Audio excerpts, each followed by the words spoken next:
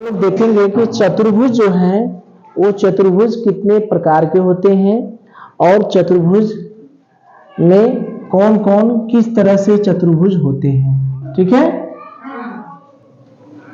तो चतुर्भुज जो है तीन तरह के हैं। एक चतुर्भुज होता है समांतर चतुर्भुज। क्या? समांतर चतुर्भुज। और दूसरा चतुर्भुज है समलंब चतुर्भुज। और तीसरी आकृति है पतंग। ठीक है, पतंग भी जो है वो चतुर्भुज में ही आता है। तो पतंग के बारे में तो मान लीजिए जान रहे होंगे, समांतर चतुर्भुज के बारे में नहीं जान रहे होंगे, समलंब चतुर्भुज के बारे में नहीं जान रहे होंगे। आयत और वर्ग चूंकि हम लोग पढ़ चुके हैं तो आयत और वर्ग जान रहे होंगे। तो आयत और वर्ग जो है वो किस चतुर्भुज के अंतर्गत आता है? समांतर चतुर्भुज। समांतर चतुर्भुज के दो भाग हैं, पहला है आयत और दूसरा है समचतुर्भुज। आयत के अंदर क्या आता है? वर्ग। ठीक है, तो याद रखिए कि चतुर्भुज जो है वो तीन प्रकार का होता है। पहला क्या है? समांतर चतुर्भुज। दूसरा क्या है? समलंब चतुर्भुज। और तीसरा क्या है? पतंग। ठीक है, समांतर चतुर्भुज के कितने भाग हैं? दो, आयत और समचतुर्भुज। आयत में कौन सा भाग है? वर्ग। तो एक तरफ से हम धीरे धीरे पढ़ेंगे सबके बारे में। समांतर चतुर्भुज क्या होता है, समलंब क्या होता है, पतंग क्या होता है, आयत क्या होता है, वर्ग क्या होता है और समचतुर्भुज क्या होता है। ठीक है, चलिए तो देखिए हम देखेंगे समांतर चतुर्भुज के बारे में। कौन सा चतुर्भुज? समांतर चतुर्भुज। तो ये एक ऐसा चतुर्भुज है जिसके आमने सामने की भुजाएं बराबर भी हैं और समांतर भी हैं। आमने सामने की भुजाएं बराबर एवं समांतर। समांतर का मतलब समझ रहे हैं? जैसे ये रेखा और ये रेखा समांतर है, तो हम लोगों ने एक पाठ भी पढ़ा था समांतर, समांतर रेखाएं करके, कि यहां से जिसकी अगर ये वाली दूरी, अगर ये रेखा ये रेखा और ये रेखा दोनों रेखाएं समांतर हैं, तो यहां पर अगर दूरी 2 सेमी है तो यहां पर भी दूरी क्या होगी? 2 सेमी। इसका सबसे बढ़िया उदाहरण है रेल की पटरियां। रेल की पटरियों की जितनी दूरी यहां पर होती है उतनी दूरी वहां पर भी होती है, अंतिम छोर पर भी रहती है ना। तो समांतर रेखाओं के बीच की दूरी हमेशा क्या होती है? समान होती है। समांतर रेखाओं के बीच की दूरी क्या होती है? समान होती है। तो समांतर रेखाओं के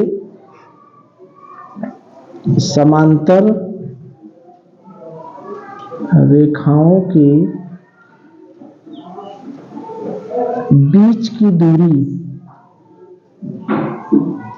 सदैव क्या होती है? समान होती है। जितनी दूरी यहां पर होगी उतनी दूरी यहां पर होगी। तो ये जो समांतर चतुर्भुज है उसमें जो दोनों रेखाएं होंगी वो दोनों रेखाएं क्या होंगी? समांतर होंगी। समांतर का निशान जो होता है वो ऐसे होता है। ठीक है, समांतर का निशान कैसे होता है? ऐसे। अब देखिए ये जो रेखा है AB, ये जो AB रेखा है वो किसके समांतर है? BC के। किसके समांतर है? इसके। ये वाली रेखा अपने ठीक सामने वाली रेखा की क्या होगी? समांतर। यानी AB जो है DC के क्या है? समांतर। समांतर भी होगी और उसके साथ साथ बराबर भी होगी। यानी AB जो है वो DC के बराबर भी होगी। ठीक है, और ये भुजा मान लीजिए दूसरी भुजा ले, तब AB और DC दोनों आपस में बराबर भी हो गई और AD और BC ये समांतर भी हो गई। और अगर दूसरी भुजा ले ले, AD ले लिए, तो AD ये रेखा किसके समांतर होगी? BC के और बराबर भी होगी BC के। ठीक है। तो ये दोनों रेखाएं आपस में जो है AB और DC ये दोनों समांतर भी हैं और AB और DC आपस में बराबर भी हैं। आमने सामने की भुजाएं, अगर किसी त्रिभुज में आमने सामने की भुजाएं बराबर हो गई और समांतर हो गई तो इसका मतलब वह त्रिभुज कैसा होगा? समांतर चतुर्भुज। ठीक है। अगर आपसे पूछा जाता है समांतर चतुर्भुज क्या होता है, समांतर चतुर्भुज के बारे में बताइए, ठीक है, तो समांतर चतुर्भुज के बारे में क्या कैसे बताएंगे? समांतर चतुर्भुज के बारे में उसी तरह से कहेंगे कि समांतर चतुर्भुज जो होता है उसमें आमने सामने की भुजाएं क्या होती हैं? बराबर होती हैं और समांतर होती हैं। ठीक है। अब देखिए, अगर हम कहें कि AB की लंबाई 2 सेमी है तो DC की लंबाई क्या होगी? बताइए। AB की लंबाई अगर 2 सेमी है तो DC की लंबाई क्या होगी? 2 सेमी। ठीक है। चूंकि यह समांतर चतुर्भुज तो भैया है। अगर AB की लंबाई 3 सेमी है तो BC की लंबाई क्या होगी? BC की लंबाई क्या होगी? इसकी लंबाई क्या होगी? अगर ये लंबाई 3 सेमी है तो इसकी लंबाई क्या होगी? 3 सेमी। ठीक है। तो चित्र बना के अगर दे दिया जाए कि यह एक समांतर चतुर्भुज है, इसमें ये 2 सेमी है, AB 2 सेमी है, तो DC का मान पूछेगा तो बता देंगे। अगर AB की लंबाई 3 सेमी दे दे और BC की लंबाई पूछे तो बता देंगे। तो समांतर चतुर्भुज में आमने सामने की भुजाएं क्या होती हैं? बराबर और समांतर। ठीक है। चलिए देखिए, हम लोग आयत के बारे में देखें। समचतुर्भुज में समांतर चतुर्भुज में 2 भाग थे, एक आयत था, ठीक, और एक समचतुर्भुज था। और आयत में क्या था? हमारा वर्ग था, यही था ना। समांतर चतुर्भुज के 2 भाग थे, एक आयत और एक समचतुर्भुज। और आयत में क्या था? हमारा वर्ग। तो पहले हम लोग आयत के बारे में देखिए। तो अगर आपसे पूछा जाए कि आयत समांतर चतुर्भुज होता है या नहीं, तो क्या कहेंगे? आयत समांतर चतुर्भुज होता है या नहीं, क्या कहेंगे? होता है। क्यों? क्योंकि आयत भी तो एक तरह का समांतर चतुर्भुज है। क्यों? आयत के आमने सामने की भुजाएं क्या होती हैं? आमने सामने की भुजाएं क्या होती हैं? बराबर और समांतर। इतना तो होती है। समांतर चतुर्भुज है तो उसमें आयत के आमने सामने की भुजाएं बराबर भी होंगी और समांतर होंगी, तभी ना समचतुर्भुज है, समांतर चतुर्भुज है। तो समांतर चतुर्भुज तो ये है, यानी इसकी आमने सामने की भुजाएं जो AB और DC ये दोनों क्या है? बराबर हैं। AB समांतर DC, AB और DC क्या है? समांतर है।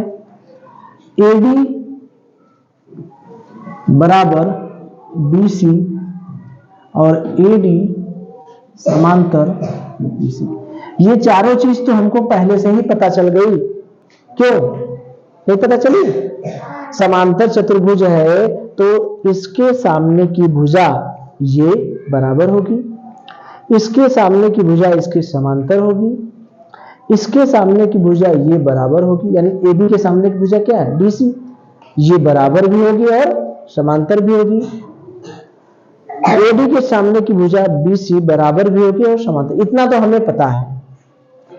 तो आयत में ऐसा नया क्या चीज हो गया?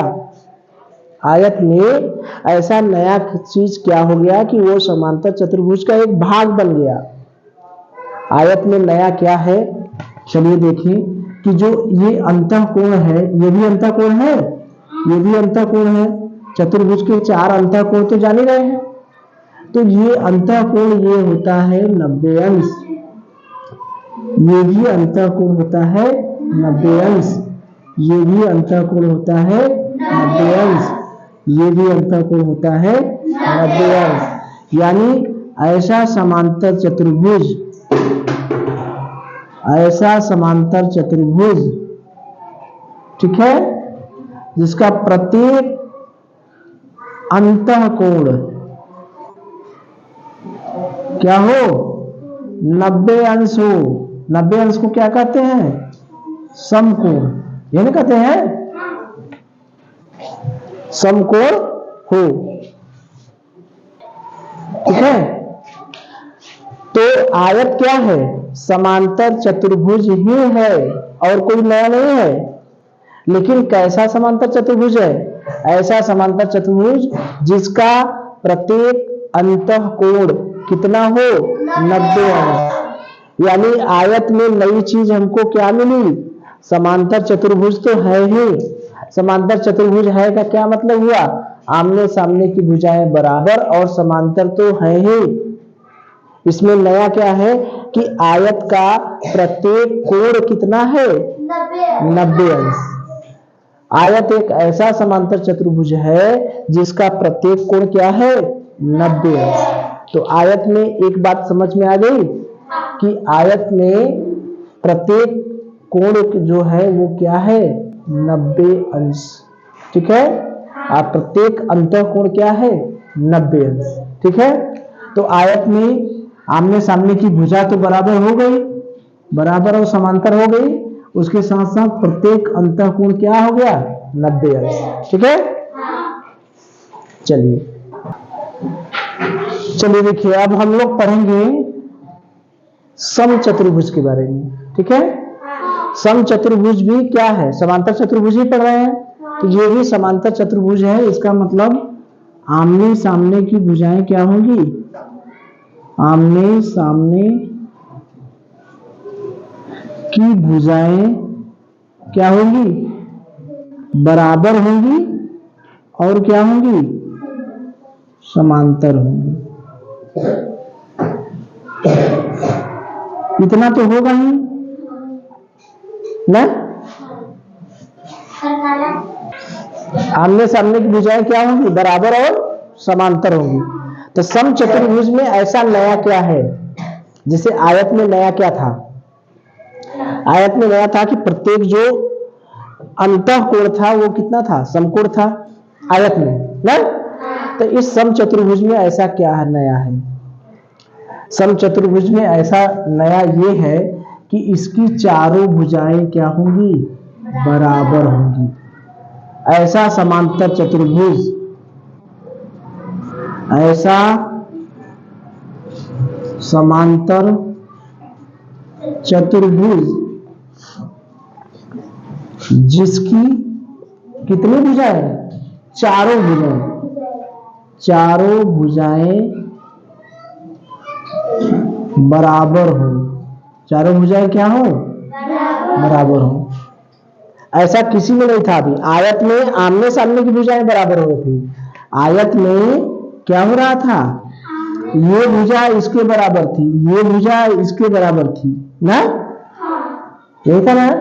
समांतर चतुर्भुज में क्या था, इस तरह से था, ये था ना, ये भुजा इसके बराबर थी, ये भुजा इसके बराबर थी, लेकिन चारों भुजाएं बराबर नहीं थी। लेकिन समचतुर्भुज में क्या होगा कि चारों भुजाएं क्या होगी, बराबर होंगी। यही इसमें नया है। ए बी बराबर बी सी बराबर सी डी बराबर डी ए, ये चारों भुजाएं क्या होगी, बराबर होगी, ठीक है। तो समचतुर्भुज के बारे में समझ गए। इसी लगे हाथ, इसी से मिलता जुलता हमारा है वर्ग। इसी से मिलता जुलता क्या है, वर्ग। वर्ग भी समांतर चतुर्भुज है, वर्ग भी समांतर चतुर्भुज है। लेकिन इसमें नया क्या है, वर्ग को हमने क्या कहा है, आयत। क्या कहा है, आयत। यानी ऐसा आयत, ऐसा आयत। आयत में क्या होता है, आमने सामने की भुजाएं बराबर होती हैं, ठीक है। कोई ऐसा, और ये कोण जो है शीर्ष कोण क्या है 90 अंश, ये कोण 90 अंश, ये कोण 90 अंश, ये कोण 90 अंश, ये क्या है आयत। अगर कोई ऐसा आयत बन जाए जिसकी चारों भुजाएं क्या हो बराबर हो जाए, ये भी आयत है। देखिए ये कोण 90 अंश, ये कोण 90 अंश, ये कोण 90 अंश, ये कोण 90 अंश, ये भुजा इसके बराबर, ये भुजा इसके बराबर, यानी चारों भुजाएं बराबर हो गई। ऐसा आयत जिसकी चारों भुजाएं बराबर हो तो वो क्या कहलाएगा वर्ग। ऐसा आयत जिसकी चारों भुजाएं क्या हो बराबर हो। बात समझ में आ गई? आयत और वर्ग में अंतर समझ में आया? आयत और वर्ग में क्या क्या समानता है? देखिए आयत में चारों भुजाएं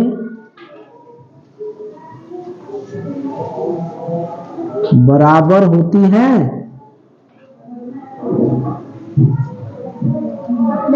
आयत में चारों भुजाएं बराबर होती हैं नहीं। अंतःकोण कितना होता है 90 अंश। समांतर चतुर्भुज होता है आयत, होता है कि नहीं? आयत समांतर चतुर्भुज है, अंतःकोण 90 अंश है, लेकिन इसकी चारों भुजाएं बराबर नहीं है। वर्ग में अंतःकोण 90 है, समांतर चतुर्भुज है, लेकिन ये जो है इसमें चारों भुजाएं क्या होंगी? चारों भुजाएं क्या है बराबर है। ठीक है, तो ये हमारा हो गया वर्ग। वर्ग में समझ में आया क्या हुआ? वर्ग और आयत लगभग में एक जैसे हैं, केवल अंतर यह है कि आयत में चारों भुजाएं बराबर नहीं होती, लेकिन वर्ग में चारों भुजाएं बराबर होती है। वर्ग में अगर एक भुजा दे दिया जाए 2 सेमी, तो ये भी भुजा हो जाएगी 2 सेमी, ये भी भुजा हो जाएगी 2 सेमी, ये भी भुजा हो जाएगी 2 सेमी। आयत में अगर ये भुजा 2 सेमी दे दिया गया तो सामने की भुजा तो 2 सेमी होगी, लेकिन ये भुजा 2 सेमी होगी नहीं होगी, नहीं होगी ना। इसका मान दिया रहेगा तभी पता चलेगा। ठीक है, तो आयत और वर्ग में अंतर समझ में आया? बात समझ में आई? चलिए अब देखिए, हम लोग देखेंगे समलंब चतुर्भुज के बारे में। ये दूसरा भाग है।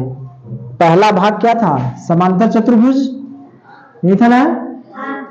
समांतर चतुर्भुज, इसमें क्या होता था? आमने सामने की भुजाएं बराबर होती थी और समांतर होती थी, लेकिन इसमें थोड़ा सा अंतर है। इसमें क्या था कि आमने सामने की भुजाएं, यानी जैसे मान लीजिए ए बी सी डी, तो ए बी समांतर डी सी, ए बी बराबर डी सी, ये हो गया। और इसमें ए बी, ये भुजा समांतर बी सी और ए डी बराबर बी सी, यानी इसके सामने की भुजा ये बराबर भी है और समांतर भी है, इसके सामने की भुजा ये बराबर भी है और समांतर भी है। लेकिन समलंब में ऐसा नहीं है। समलंब में ये जो 4 भुजाएं हैं, इन चारों भुजाओं में से 2 भुजा ही समांतर रहेगी। कितनी भुजाएं? 2 भुजाएं का 2 सम्मुख भुजाओं, सम्मुख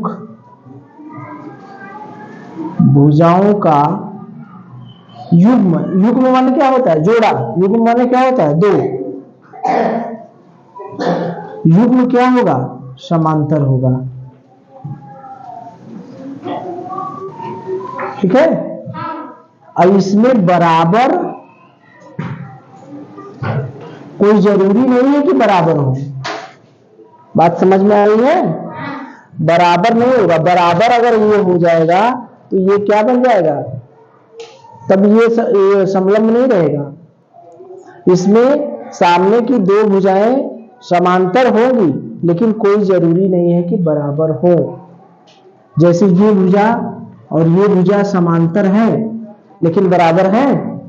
यहां पर ए बी बराबर क्लिक करके काट दीजिए, इसका मतलब कि बराबर नहीं है।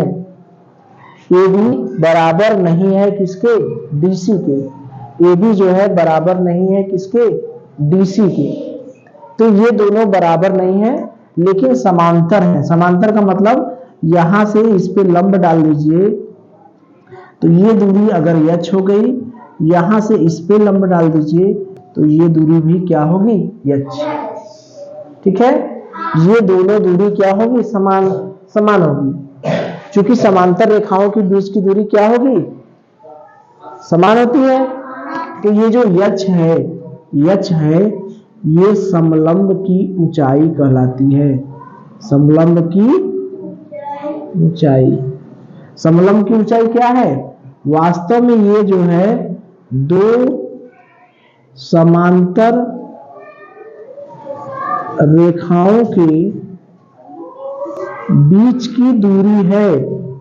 ये क्या है, ये दोनों समांतर रेखाओं के बीच की दूरी ही तो है।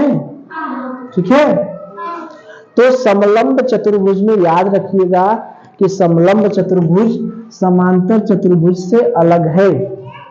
कैसे अलग है, समांतर चतुर्भुज में चारों भुजाओं का मतलब दो आमने सामने की भुजाएं, दोनों भुजाएं, ये भुजा इसके, ये भुजा इसके, यानी दो भुजाएं एक दूसरे के क्या होती हैं, समांतर होती है। लेकिन समलंब में ऐसा नहीं होता। चारों भुजाओं में से केवल कितनी भुजाएं समांतर होती हैं, दो भुजाएं समांतर। चारों भुजाओं में से कितनी भुजाएं समांतर होती हैं, दो भुजाएं।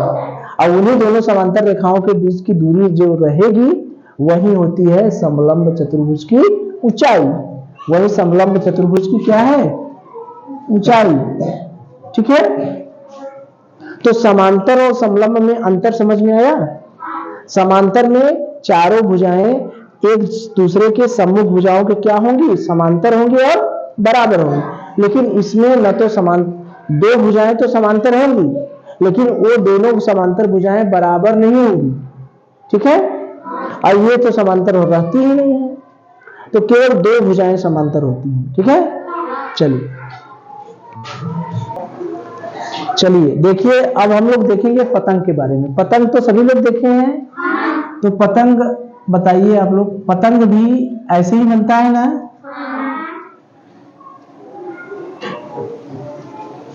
ऐसे रहता है ना, इसी में ऐसे कर देते हैं, इसी में एक ऐसे कर देते हैं, इसी में एक ऐसे, यही होता है पतंग ना, ऐसे बनता है ना। तो इसमें से हमने इसको मिटा दिया,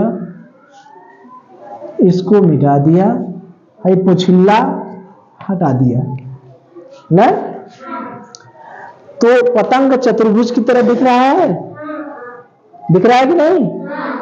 ठीक,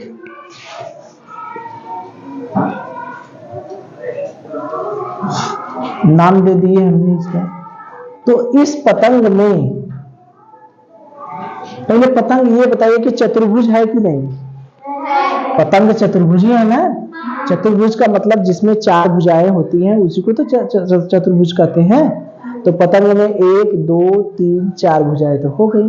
ठीक, लेकिन इस पतंग में कौन सी भुजा किसके बराबर होगी,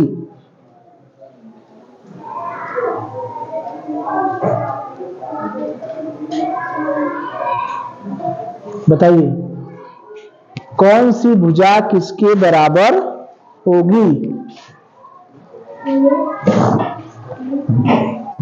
है? ए बी के बराबर कौन होगा, हाँ सी बी या बी सी। वेरी गुड, इसका मतलब सभी लोग पतंग उड़ाए हैं। और ए डी के बराबर क्या होगा, डी सी, ये होगा ना। ये ऊपर का दोनों क्या रहता है, बराबर रहता है, तभी ना उड़ता है।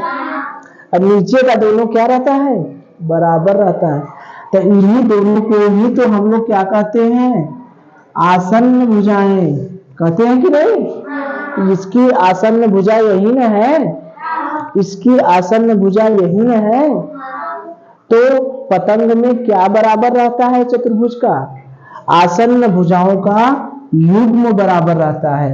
ये आसन्न भुजा अपनी आसन्न भुजा के बराबर, ये भुजा अपनी आसन्न भुजा के बराबर रहेगी, यानी एडी बीसी के बराबर रहेगा। एडी की आसन्न भुजा क्या है, टीसी, तो ये भुजा इसके बराबर रहेगी, समांतर नहीं होगी। ये इसके समांतर रहती है क्या, समांतर नहीं रहती है, केवल ये दोनों बराबर रहेंगी तभी तो बैलेंस बनता है, तो उड़ता है। ठीक है, तो पतंग के बारे में आज से एक नई चीज पता चला क्या, कि पतंग के ये जो आसन्न भुजाएं हैं वो बराबर होती हैं। ये आसन्न भुजा इसके आसन्न भुजा के बराबर होती है। ठीक है, तो कितनी आकृतियां हम लोगों ने देखा।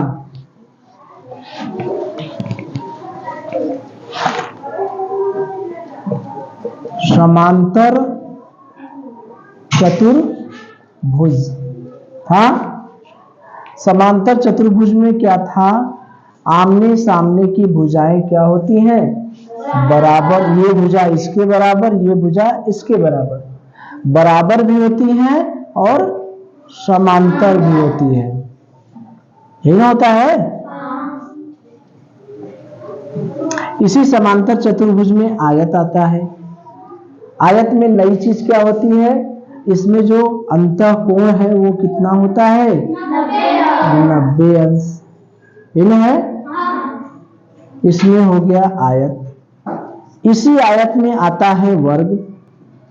वर्ग में नई बात क्या हो जाती है, चारों भुजाएं क्या होती हैं, बराबर। सभी भुजाएं क्या होती हैं, बराबर, जबकि आयत में सभी भुजाएं बराबर नहीं होती। इसी में आता है सम चतुर्भुज।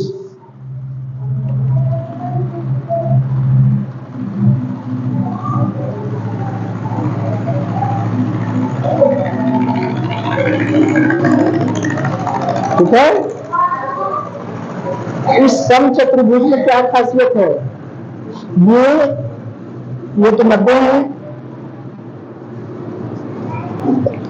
इसमें भी चारों भुजाएं क्या होंगी, बराबर होंगी। ये सभी भुजाएं एक दूसरे के क्या होंगी, बराबर। क्या ये कोई 90 अंश होता है, नहीं। 90 अंश होता तो ये तो वर्ग बन जाता ना। इसमें चारों भुजाएं बराबर होती है, लेकिन कोण 90 से अंतः कोण 90 अंश नहीं होता है। ठीक है, समलंब चतुर्भुज में क्या होता है, केवल दो भुजाएं समांतर होती हैं, केवल दो भुजाएं समांतर होती हैं, बराबर नहीं होती। ये क्या होती हैं, समांतर होती हैं। यही समांतर रेखाओं की जो बीच की दूरी होती है, वही समलंब की क्या होती है, ऊंचाई। क्या होती है, ऊंचाई। उसके बाद हम लोगों ने देखा था पतंग। पतंग में क्या होता है, संलग्न भुजाएं बराबर होती हैं। क्या होती हैं, संलग्न भुजाएं बराबर होती हैं। ठीक है, तो अब चतुर्भुज के बारे में आइडिया हो गया। कौन सा चतुर्भुज कैसा रहेगा बता देंगे, तो इस पे हम लोग प्रश्न करेंगे अगली बार, और प्रश्नों को क्या किया जाएगा, पूछा जाएगा। ठीक है, चलिए।